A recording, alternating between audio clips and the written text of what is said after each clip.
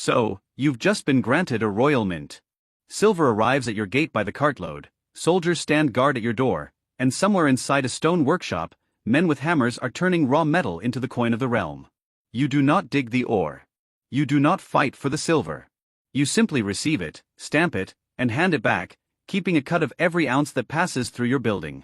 The moneymaker makes money. That's the fantasy. Now open the ledger. A mint in medieval Europe was not a passive toll booth where the crown printed money and counted the proceeds. It was a manufacturing operation with a cost structure that would make a modern factory manager uncomfortable, a labor force whose incentives ran directly against the owner's interests, and a regulatory apparatus that could revoke the entire enterprise with a single writ.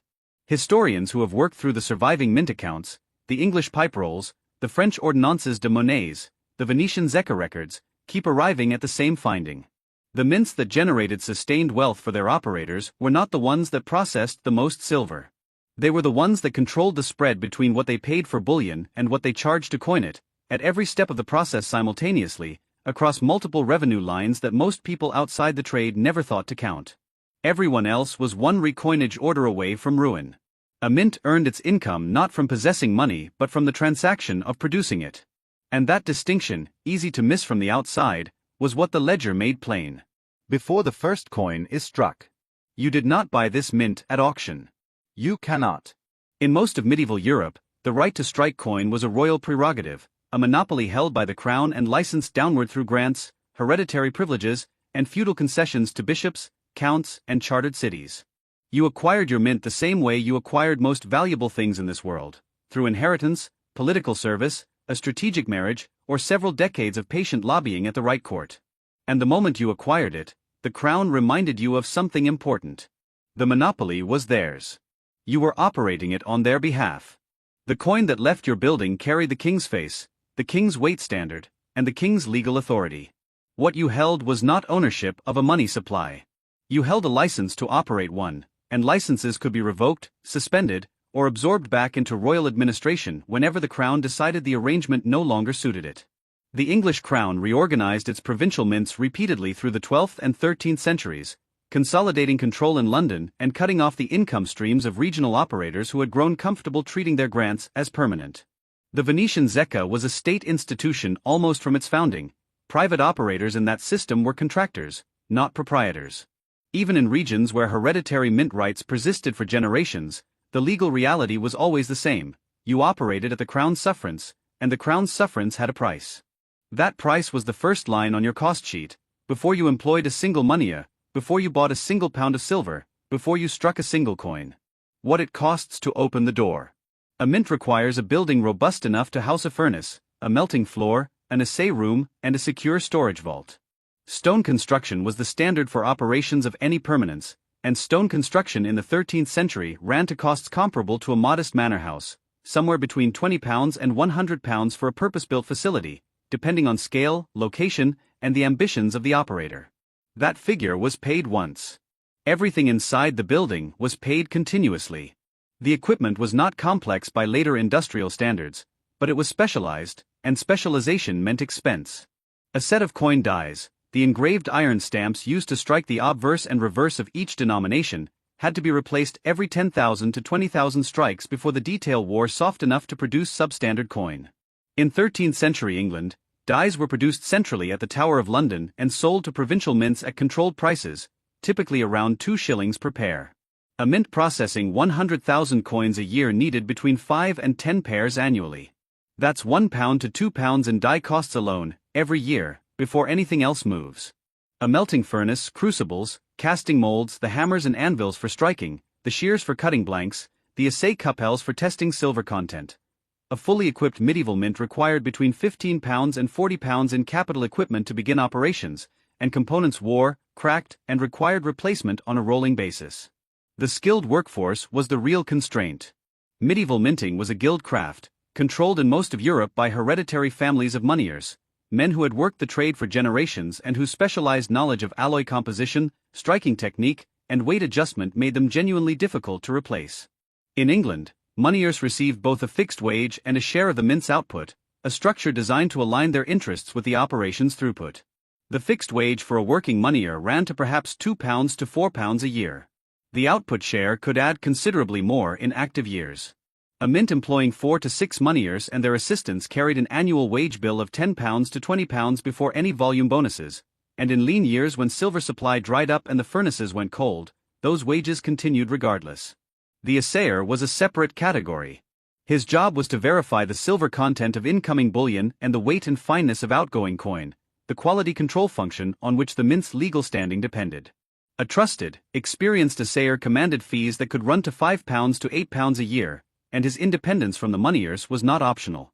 If the assayer was corrupt or incompetent, the Crown's inspectors would notice, and the consequences ran well past a fine. Add regular operating expenses, fuel for the furnaces, replacement crucibles, occasional die repairs, guards for the vault, and a mid-scale medieval mint carried a fixed cost base of roughly £30 to £50 a year before it processed a single ounce of silver. The revenue had to arrive fast enough and at high enough volume to cover that base before the operator saw a penny. Revenue, as it turned out, arrived through not one channel but several, which is exactly why the economics of this business were so easy to misread from the outside. How the money actually moved. A mint earned its income not from possessing money but from the transaction of producing it.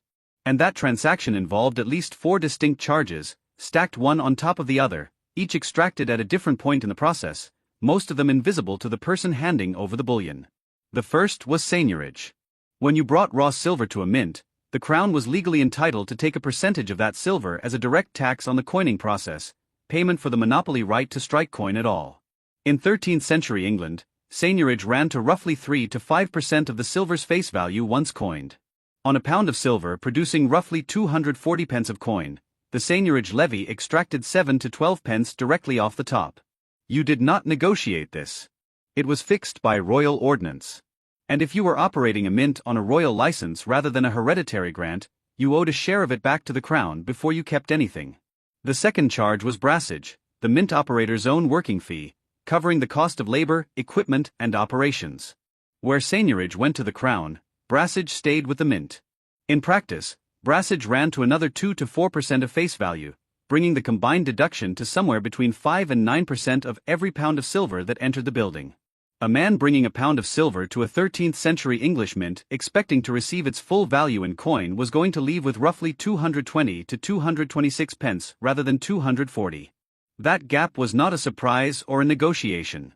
It was the published price of coinage, set in the mint's indenture with the Crown. The third revenue line was the exchange fee. Medieval monetary systems operated with a chronic shortage of high-quality coin and a chronic surplus of worn, clipped, and foreign currency that circulated below its face value. Merchants, landowners, and pilgrims moving across borders regularly needed to convert one currency into another, or to swap degraded coin for sound money. The mint was the natural exchange point, the one institution in the region with the ability to assess, revalue, and reissue currency at scale.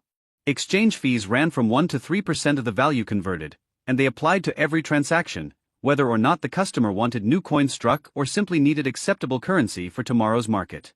The fourth was the bullion purchase margin, and structurally it was the most significant of the four. A mint did not passively wait for customers to arrive with silver.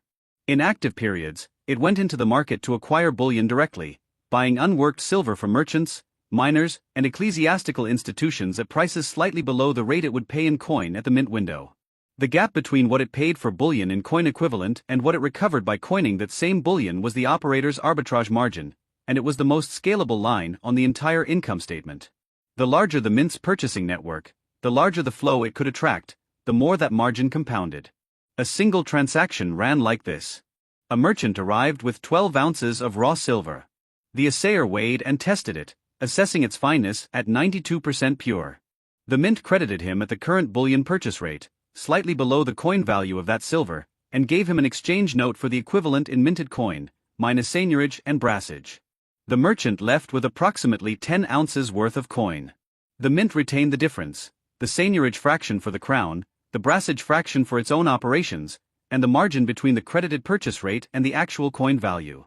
3 separate revenues extracted from one transaction, happening simultaneously, none of them individually large, all of them compounding across every ounce that came through the door. Once you see that mechanism, what actually determined a mint's profitability becomes obvious. It was not the quality of the coin.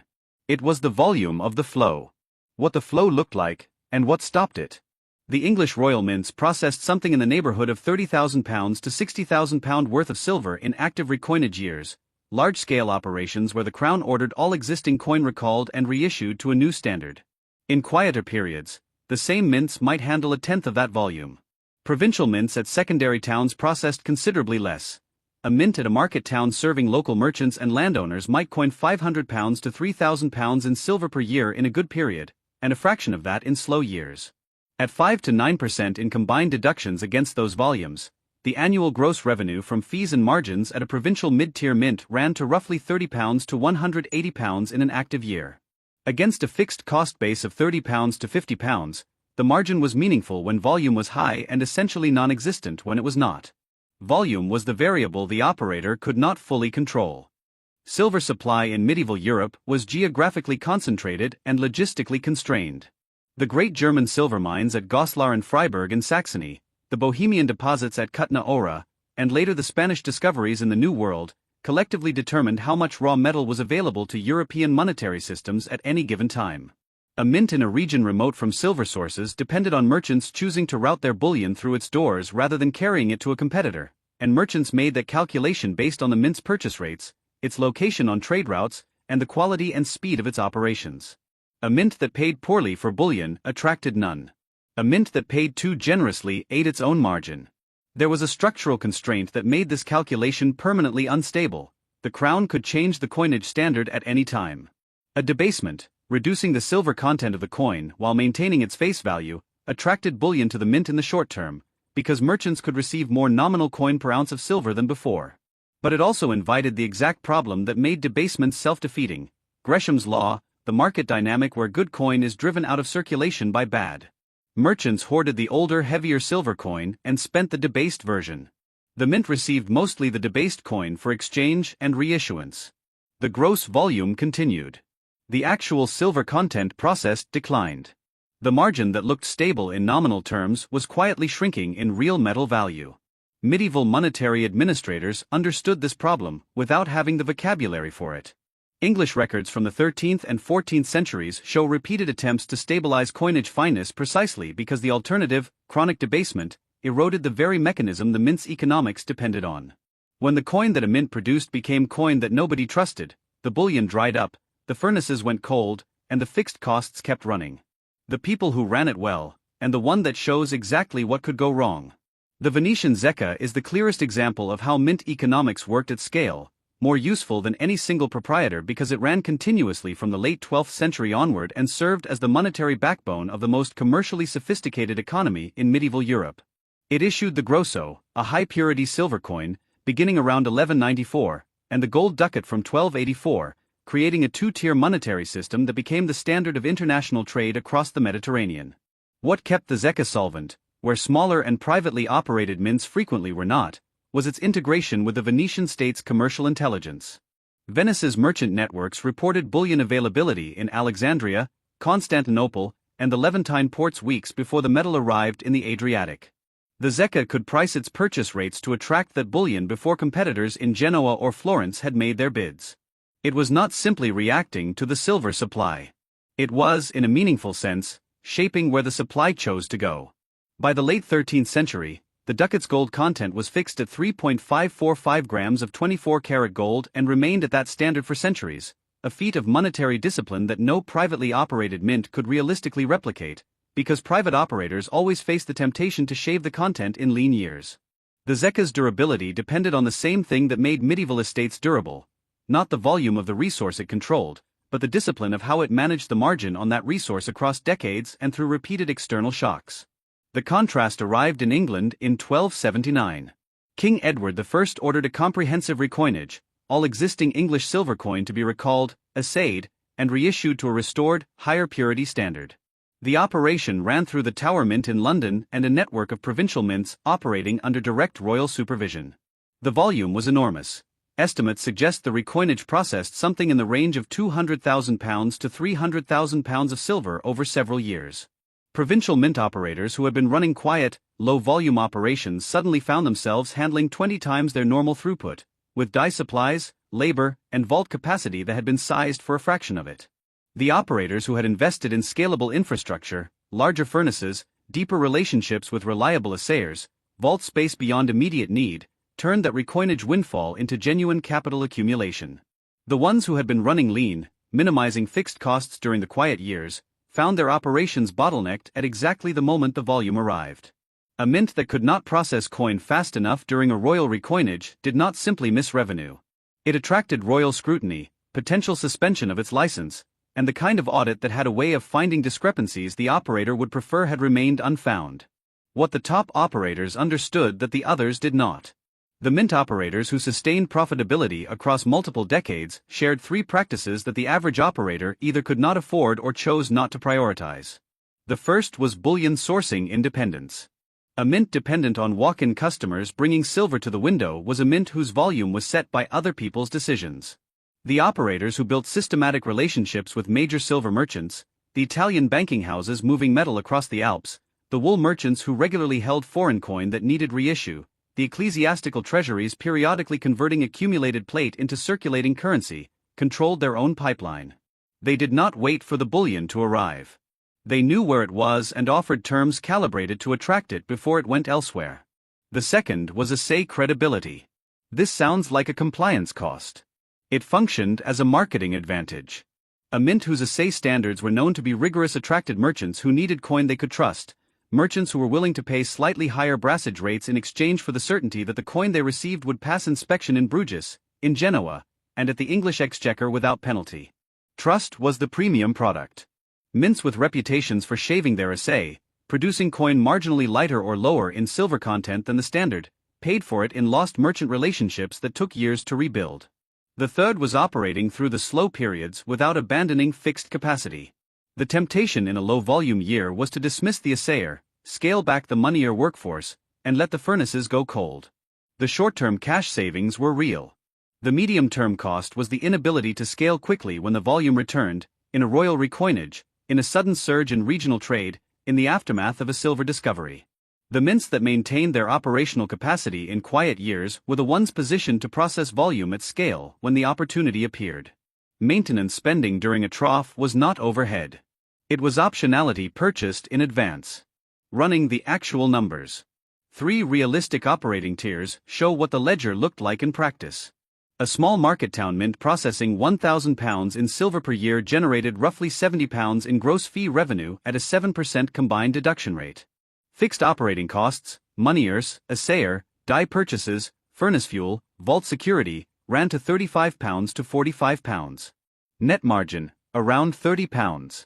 That is a real return on a real enterprise, but it leaves almost nothing to absorb a shock.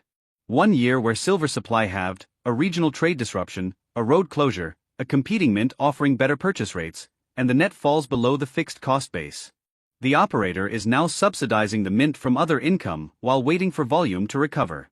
A regional mint at a major trading center, processing £8,000 in silver per year, produced gross fee revenue of around £560. Fixed cost scale but not proportionally, a larger workforce, better equipped assay room, more die sets, heavier vault infrastructure, totaling perhaps £120 to £180. Net margin, £380 to £440. This is where genuine capital accumulates, where the operator can invest in bullion sourcing relationships, where a bad year does not threaten survival. It is also the scale that attracts royal attention. Mints generating this kind of income were the first targets for crown consolidation when the political calculus shifted. A major chartered mint operating in a commercial capital, processing £30,000 or more per year in active periods, generated gross fee revenue approaching £2,100. Costs scaled to perhaps £400 to £600 for a full professional operation. Net margin, £1,500 to £1,700 in peak years. Those peak years were infrequent, and the fixed costs ran in the quiet years the same as in the active ones. The recurring figure across all 3 tiers was the same. The 7% combined deduction, seigniorage plus brassage, was the operating mechanism. In high-volume years, it produced real wealth. In low-volume years, it produced exactly enough to cover costs, with nothing left for contingency. The margin was the same. The volume was not. When the coining slowed, when silver stayed in merchants' coffers rather than moving through the mint window, when the crown suspended recoinage, when a competing operation offered better rates, the fixed costs made no corresponding adjustment.